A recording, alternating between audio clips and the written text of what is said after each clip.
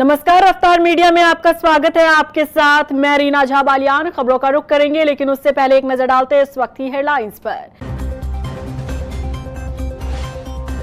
उत्तराखंड दौरे पर रहे प्रधानमंत्री नरेंद्र मोदी। खराब मौसम के कारण आपदाग्रस्त इलाकों का हवाई सर्वेक्षण रद्द। आपदा मित्रों के साथ की बैठक, प्रभावितों से भी की मुलाकात। पीएम आवास योजना में गड़बड़ी प्रकरण पर एमडीडीए ने की बड़ी कार्रवाई। देहरादून में अवैध प्लॉटिंग और निर्माण पर चलाया बुलडोजर। आगे भी जारी रहेगी ध्वस्तीकरण की कार्रवाई। चारधाम यात्रा के दूसरे चरण की हेली सेवा हुई महंगी। हेलीकॉप्टर के किराए में 49% तक बढ़ोतरी। 15 सितंबर से होगी हेली सेवा का संचालन। और चलिए अब बुलेटिन की शुरुआत कर लेते हैं। प्रधानमंत्री नरेंद्र मोदी आज उत्तराखंड दौरे पर रहे। एयरपोर्ट पहुंचने पर मुख्यमंत्री पुष्कर सिंह धामी ने उनका स्वागत किया। आज उसके बाद प्रधानमंत्री Narendra Modi state guest house पहुंचे, जहां उन्होंने एसडीआरएफ, एनडीआरएफ और आपदा मित्रों के साथ बैठक की। आपदा प्रभावितों से भी उन्होंने मुलाकात की। बता दें कि पीएम मोदी का आपदाग्रस्त इलाकों का हवाई सर्वेक्षण कार्यक्रम तय था, लेकिन खराब मौसम के कारण आपदा प्रभावित इलाकों का हवाई सर्वे रद्द कर दिया गया। मसूरी देहरादून विकास प्राधिकरण ने अवैध प्लॉटिंग और निर्माण के खिलाफ बड़ी कार्रवाई की है, जिसमें प्राधिकरण के अंतर्गत आने वाले डोईवाला, रानी पोखरी, माजरी गांठ और अन्य जगहों पर चल रही अवैध प्लॉटिंग और निर्माण को ध्वस्त कर सील कर दिया गया। एमडीडीए के उपाध्यक्ष बंशीधर तिवारी ने बताया कि अवैध प्लॉटिंग और निर्माण किसी भी हाल में बर्दाश्त नहीं किया जाएगा। उन्होंने कहा कि आगे भी इस तरह की कार्रवाई लगातार जारी रहेगी।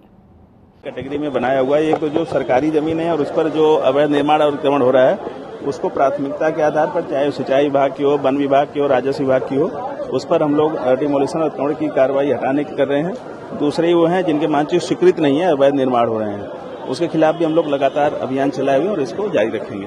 नहीं, देखिए, जैसा कि मैं बता रहा हूँ, चूंकि जो मसूरी देहरादून विकास प्राधिकरण क्षेत्र है, वो जो भू उपयोग होता है तो निर्धारित भू उपयोग के अनुसार ही आप मानचित्र स्वीकृत करा सकते हैं। लेकिन जो एग्रीकल्चर लैंड यूज है, एग्रीकल्चर लैंड यूज में अगर कोई घर बनाता है तो उसमें मानचित्र स्वीकृति कार्रवाई नहीं हो सकती। तो जो आम जनता है उनके साथ कहीं न कहीं ये नुकसान करता है, उनके साथ धोखाधड़ी है। तो जो इस तरह के अवैध प्लाटिंग, उनके खिलाफ हम लोग कार्रवाई कर रहे हैं ताकि आम जन छला न जाए। जसपुर क्षेत्र से जुड़ी समस्याओं को लेकर विधायक आदेश चौहान ने उप जिलाधिकारी चतर सिंह चौहान से मुलाकात की और क्षेत्र में रोडवेज बस स्टैंड, तकनीकी शिक्षा के लिए पॉलिटेक्निक कॉलेज और खेल स्टेडियम की स्थापना समेत कई मांगों को उनके सामने रखा और अपनी 5 सूत्रीय मांगों को लेकर राष्ट्रपति के नाम ज्ञापन सौंपा।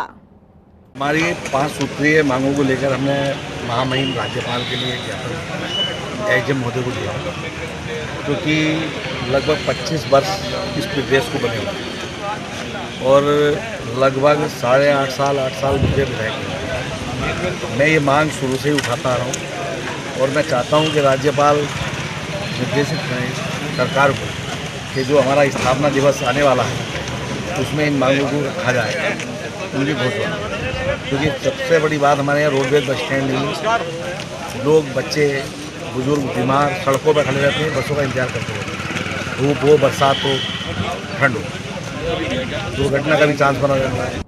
भीमताल के विकास भवन सभागार में मुख्य विकास अधिकारी अनामिका ने जिला योजना, राज्य और केंद्र पोषित योजनाओं समेत अन्य कार्य की समीक्षा बैठक की और विभागीय अधिकारियों को जरूरी दिशा निर्देश दिए। मुख्य विकास अधिकारी ने कहा कि मानसून खत्म होते ही निर्माण कार्यों को जल्द से जल्द पूरा किया जाए और गुणवत्ता का खास ख्याल रखा जाए। ये जो जिला योजना की बैठक थी वो बेसिकली एक रिव्यू मीटिंग थी हमारी, जिसमें हम लोग देख रहे थे कि हमारे जो डिपार्टमेंट्स हैं उनकी प्रगति किस प्रकार की है और इनको बहुत ही स्ट्रिक्ट डायरेक्शंस दिए गए हैं कि ये लोग अपनी प्रगति को सुधारें। और जिन डिपार्टमेंट्स के जो एक्सपेंडिचर्स थे वो कम थे तो उनको भी बताया गया है। और कहीं ना कहीं जो हमारे इलेक्शंस हुए या फिर जो बारिश थी, इसकी वजह से भी थोड़ा सा प्रगति कम देखने को मिली है, जो कि हमें उम्मीद है कि जो हम लोग नेक्स्ट मंथ मीटिंग करेंगे इसमें हमारी प्रगति काफ़ी अच्छी होगी। जसपुर में राशन वितरण प्रणाली से न सिर्फ लाभार्थी बल्कि राशन डीलर भी खासे परेशान हैं और इस परेशानी का कारण है जसपुर आपूर्ति कार्यालय की निरीक्षक मीनाक्षी रावत की गैर मौजूदगी। दरअसल लगातार शिकायतें मिल रही थी कि आपूर्ति कार्यालय में निरीक्षक समय से दफ्तर नहीं आती, जिसकी वजह से राशन वितरण प्रणाली से जुड़ी समस्याओं का समय से समाधान नहीं हो पा रहा, जिसका खामियाजा राशन डीलर और लाभार्थियों को भुगतना पड़ रहा है। क्या नाम है? मुरली वाले से डीलर थोड़ा ये मशीन में गड़बड़ हो गया, अपडेट करानी थी। हाँ है सर हैं कुछ। ऑयल फील्ड उपकरण निर्माण में वैश्विक अग्रणी कंपनी सारा साई प्राइवेट लिमिटेड को साल 2023 से 24 के लिए स्टार परफॉर्मर अवार्ड से सम्मानित किया गया।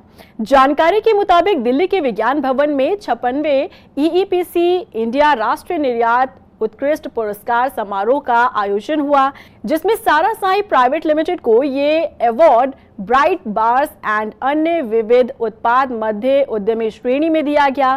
कंपनी के प्रबंध सुमित धवन ने बताया कि 4 दशकों से हमारा उद्देश्य वैश्विक तेल और गैस उद्योग को उत्कृष्ट इंजीनियरिंग समाधान उपलब्ध कराना और उत्तम गुणवत्ता मानकों का पालन कराना रहा।